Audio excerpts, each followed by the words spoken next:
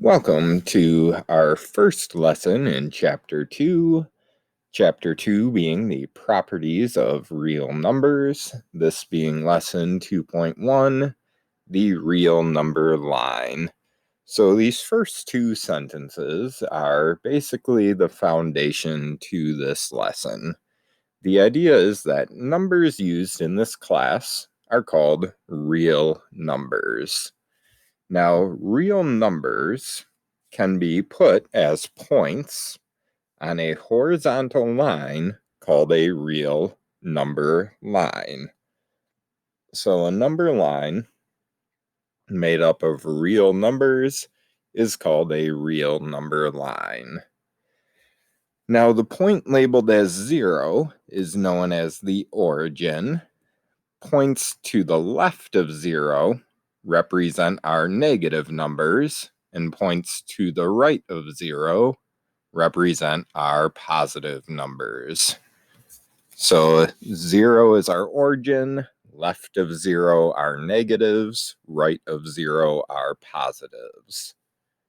Then the scale marks are equally spaced, and those scale marks represent integers. An integer is either negative, 0, or positive. And the other part of integers are they can't be a decimal when they are simplified. So an integer is a negative, 0, or positive that is not a decimal. So 2, 20, 5,608, negative 42, negative 9, and then also things that simplify to whole numbers, such as 9 over 3, because 9 over 3 simplifies to 3. That is also an integer. So integers are negatives, positives, or 0 that are not decimals or do not simplify to be decimals. So looking at this real number line right here. So drawn, and again, the best to make the scale evenly spaced, 0 being our origin, and then our positives to the right, negatives to the left. And I know the scale is not perfectly even. If we had it drawn for us, or we wanted to measure it out using a ruler, we could, but I'm not too worried about the scale for your notes.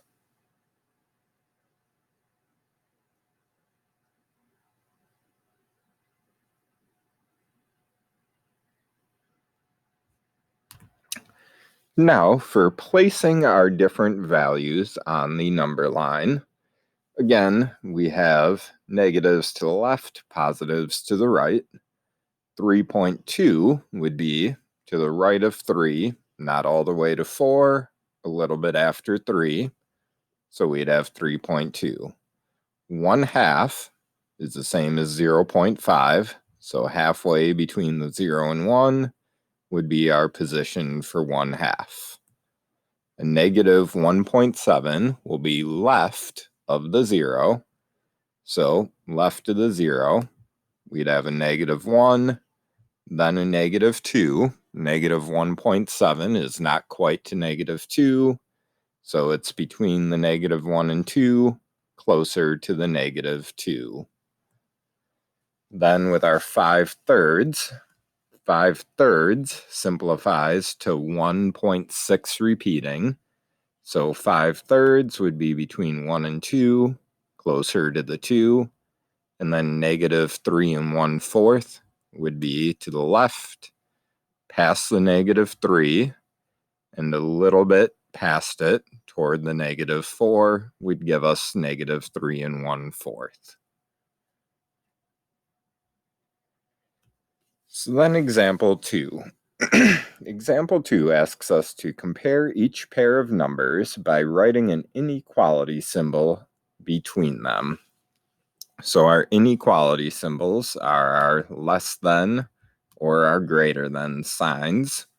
And then we also could have a less than or equal to or greater than or equal to, which we don't have in this case. So they just give us two values. They gave us -5 and -4. -4 is greater than -5. That's what I'd think to myself. -4 is greater than -5 because if both values are negative, the one that's closer to 0 is the larger or greater value. So in a real number, the bigger negative, when you think like a bigger negative, like a -20 is bigger than a -2, that bigger negative is actually the lesser value because we are further into the negatives, so it would be further less than something closer to 0. So in the case of both numbers being negative, the number closer to 0 is the larger value. So then -4 is greater than -5. So we'd put our symbol here, or we could read this as -5 is less than -4. In B, we have 2.87 and 1.78. 2.87 is greater than 1.78. So we'd put the greater than sign. Then we have a -2.7 and a -3/4. A -3/4 is also a -0.75. So a -2.7 is less than a -3/4. Or we could say that as a -3/4 is greater than a -2.7. And then in D, we have a -1 5/6 and a -16/9. If we convert those to decimals, it's a -1.83 repeating and a -1.77 repeating. So a -1.77 is closer to 0 than a -1.83. So -16/9 is greater than -1 5/6. Or we could also read that as -1 5/6 is less than -16/9.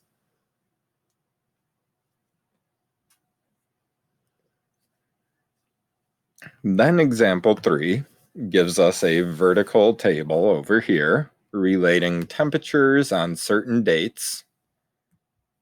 So our dates are on the left, the temperature on that date is on the right.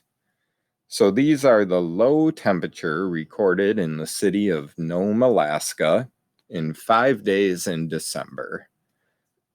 So on December 18th, it was -10. December 19th, -11. The 20th, 16. The 21st, 3 degrees. And the 22nd, 2 degrees. So then we have questions A, B, and C related to this situation. In A, it asks which low temperature reading was the coldest. So we want to think of kind of the largest negative value, meaning which number is the biggest but has a negative sign in front of it. So a -11 would be further in the negatives than a -10. So our coldest temperature would be that -11 degrees, and on which date would be December 19th. Then for B, which dates had low temperatures above 10 degrees? So looking at our temperatures, 16 is the only one above 10 degrees. So on that date of 12/20, December 20th. And then in part C, we have which dates had low temperatures below -5 degrees. So below -5 degrees would be less than. So we're looking for those bigger negative values. So a -10 and a -11 are both below a -5. So that would be on 1218 and 1219.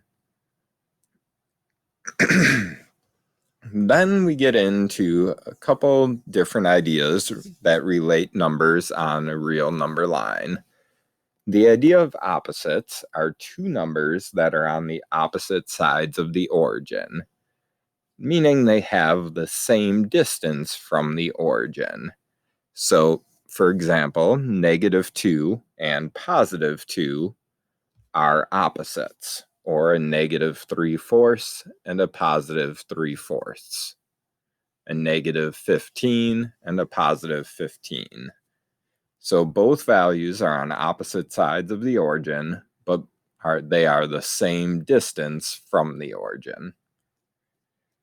And then we have the idea of an absolute value. An absolute value simply means how far a number is from zero, or the distance from zero. So an absolute value is the distance from zero. And anytime we're talking about an absolute value, it will always give us a positive number, because in mathematics, our distance will always be a positive value. So the absolute value sign are these two vertical lines around numbers or around our variables. So these vertical lines right there are our absolute value sign. And again, absolute values simply means how far away from zero is the value inside. So to evaluate these absolute values, the absolute value of 2.3 is 2.3. It's 2.3 away from zero. The absolute value of -1/2 is simply a positive 1/2. Then in C, we have the absolute value of -8, and outside of that is an additional negative sign. So the way we read that algebraically is this negative out here, we read as a negative or the opposite. So what it's asking is, what is the opposite of the absolute value of -8? Well, the absolute value of -8 is a +8, and the opposite or negative of that would give us a -8. And then in 5, example 5, it asks us to solve, and we have A, B, and C. So in A, it asks us to solve for this situation for x. So it's saying, when does the absolute value of x equal 5? So what numbers give us 5 when we take their absolute value? So our answers are 5 or a -5. So we would say 5 and -5 are solutions to this problem, because the absolute value of 5 is 5, and the absolute value of -5 is also 5. In B, it says, when does the opposite of negatives x absolute value equal 17? And our answer there would be in 17 or -17. Because if we put a positive 17 in there, then we'd have a -17 inside the absolute value, which would be a 17. And then if we put a -17 in there, a negative of a negative is a positive. So that'd be at the absolute value of 17, which is 17. And then in C, it asks, when is the absolute value of x equal to a -8? Well, we know an absolute value can never equal a negative, so there is no solution to this equation, because an absolute value cannot equal a negative. So again, the backward hash through the equal sign means cannot equal. So absolute values cannot equal a negative. And then our final idea for this lesson is to prove a statement true or false and the idea of counter examples. So in mathematics, to prove a statement is true, you need to show it is true for all possible examples. But to prove a statement is false, you only need to prove it's not true in one example or circumstance, and that would be called the counterexample. So if we're going to prove a statement false, our counterexample is one example when it is not true. So example 6, we have 4 statements, and they ask us to decide whether the statement is true or false. If false, give a counterexample. So A, the statement reads, the opposite of a number is always negative. And always is a key word because that's an absolute in mathematics, meaning every time it's a negative. So is the opposite of a number always negative? That is false, because the opposite of a negative, for example, the opposite of negative 5 is a positive 5. So our single counterexample, the opposite of a negative 5 being a positive 5, makes this statement that the opposite of a number is always negative. In B, it reads, the absolute value of a number is never negative. And that is true. No matter what, the absolute value of a number will never be a negative. In C, it says the expression, the opposite of A, is never positive. Or the expression negative A is never positive. Well, that's false. One example that proves that false, so our counterexample is, if A would be a negative 2, then the opposite of a negative 2, or a negative negative 2, is a positive 2. And then in D, the expression, the opposite of A, is sometimes, and sometimes being a key term here, because that means only one time could be considered sometimes. So the expression, the opposite of A, is sometimes greater than A. That would be true, because if A is a negative 5, then the opposite of A would be the opposite of negative 5, which would be a positive 5. And positive 5 is greater than negative 5. So that would be one example where this is sometimes greater than A. And in this case, because they're saying the example is sometimes happening, that's a true statement.